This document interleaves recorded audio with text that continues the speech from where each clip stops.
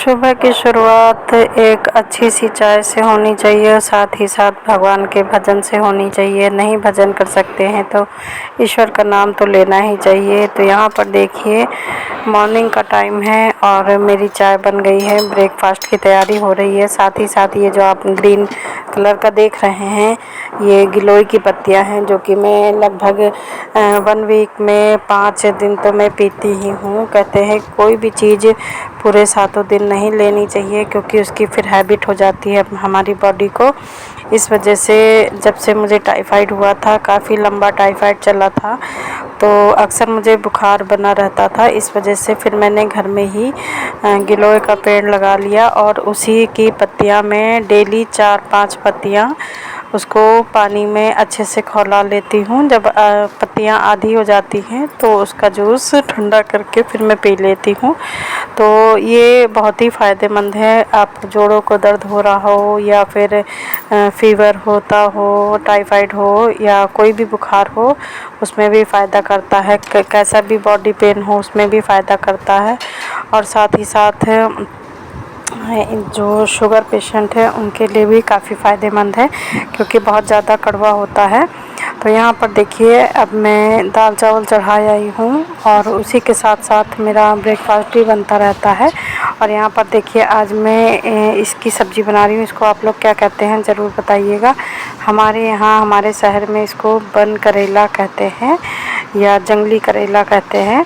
तो ये बहुत ही ज़्यादा पौष्टिक सब्ज़ी होती है। तो इसको देखिए मैंने पहले धुल लिया है, धोने के बाद अच्छे से काट लिया है। इसको आप जितना पतला काटेंगे ना उतना ही ये टेस्टी बनता है, पर इसके अंदर बीज होते हैं ना तो थोड़ा सा काटने में दिक्कत होती है। तो अब इस टाइम मैं मॉर्निंग के टाइम दाल चावल के साथ इस वाली सब्ज़ी को बनाऊंगी। मेरे घर में सभी लोग ये सब्ज़ी बहुत ही पसंद करते हैं। आप लोगों के यहाँ क्या कहा जाता है आप लोग बताइएगा। बनती तो ये सभी के यहाँ होंगी और इसके गुण तो सभी लोग जानते होंगे।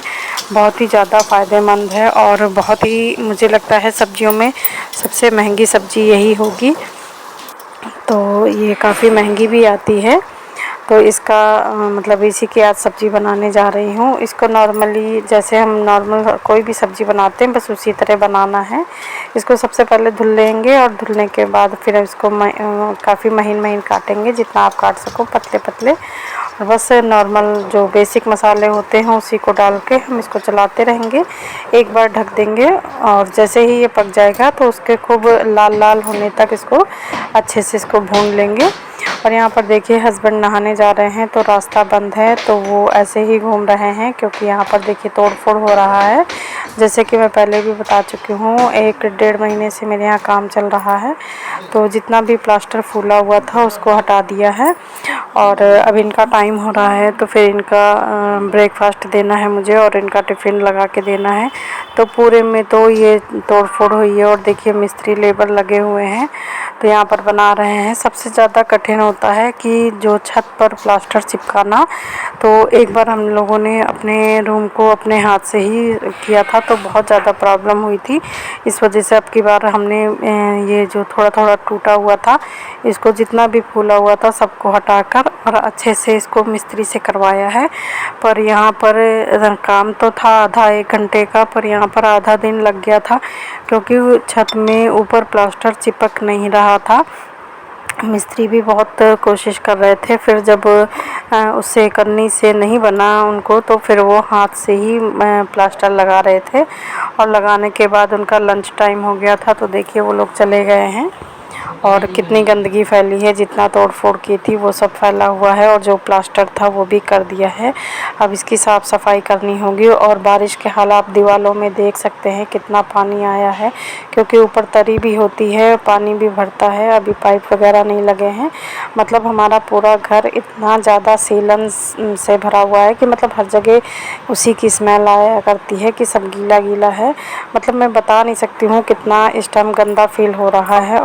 और सब तीज त्यौहार भी अब शुरू हो गए हैं, रक्षाबंधन हो गया है और हमारा घर अभी सब ऐसे ही है और उस पर भी कहीं भी कपड़े फैलाने की जगह नहीं। आप देख सकते हैं प्रेस करके मैंने कपड़े सारे बेड पर फैला रखे हैं, मशीन के ऊपर, कूलर के ऊपर और खिड़की दरवाजे जो भी जगह है सब जगह कपड़े फैला रखे हैं, क्योंकि बाहर बारिश हो रही है और जब धूप भी निकलती है ना तो छत पर जाने का भी कोई रास्ता नहीं है, सीढ़ियाँ नहीं लगी हैं अभी, सब काम होने के बाद सीढ़ियाँ लगेंगी। तो इस वजह से पूरे घर में कपड़े जहाँ देखती हूँ कि हाँ यहाँ फ़ैन चल रहा है या यहाँ पर सूख सकते हैं वहाँ पर डाल देती हूँ। तो बहुत ज़्यादा इस टाइम दिक्कत हो रही है, जितना मौसम परेशान किए है उतना ही घर में काम परेशान किए है। और अब देखिए शाम का टाइम है तो आज जा रही हूँ बैंगन का भरता बनाने के लिए और बेसन की रोटी बनाऊँगी। तो बिल्कुल शुद्ध देसी खाना बनाऊँगी आज, जो देहातों में जैसे बनता था। तो यहाँ पर देखिए मैंने प्याज, लहसुन और टमाटर को अच्छे से पका लिया है, हरी मिर्च वगैरह डाल दिया है। हरा धनिया नहीं मिला क्योंकि बाहर बारिश हो रही थी तो कोई लेने नहीं गया है और इस टाइम बहुत जल्दी ख़राब हो जाता है ना, इस वजह से ला के भी नहीं रखती हूँ। तो यहाँ पर मसाला अच्छे से पकने के बाद मैंने छील के जो बड़े वाले गोल वाले बैंगन होते हैं उनको छील लिया है अच्छे से और छीलने के बाद उसको काट लिया है और मसाला पकने के बाद उसमें डाल दिया है। और ड्राइंग रूम में सभी परिवार के लोग बैठे हुए हैं, रही है, सब लोग एंजॉय कर रहे हैं और मैं यहाँ खाना बना रही हूँ तो मन नहीं लग रहा है। और ड्राइंग रूम में बुआ हैं और बीच वाली देवरानी हैं, बच्चे हैं तीनों, तो उनका बेटा भी है। तो सब लोग काफ़ी मस्ती कर रहे हैं, सब हंसने बोलने की आवाज़ें आ रही हैं। पर मेरा खाने का टाइम मतलब खाना बनाने का टाइम हो रहा था, इस वजह से मैं किचन में हूँ। और यहाँ पर देखिए बैंगन का भरता लगभग तैयार है, अभी अच्छे से इसको भूनना है। तो अच्छे से भूनेंगे तो बहुत ही अच्छा टेस्ट आता है उसमें। और यहाँ पर देखिए आधा आटा लिया है और आधा बेसन लिया है मैंने और इसमें हरी मिर्च डाल दी है और थोड़ी सी अजवाइन डालूँगी। अजवाइन ज़्यादा पसंद नहीं करते हैं, इस वजह से बहुत ज़्यादा नहीं डालूँगी। और यहाँ पर नमक डाल दूँगी, प्याज महीन महीन काट के डाल दिया है, हरा धनिया हो तो आप वो भी डाल सकते हैं।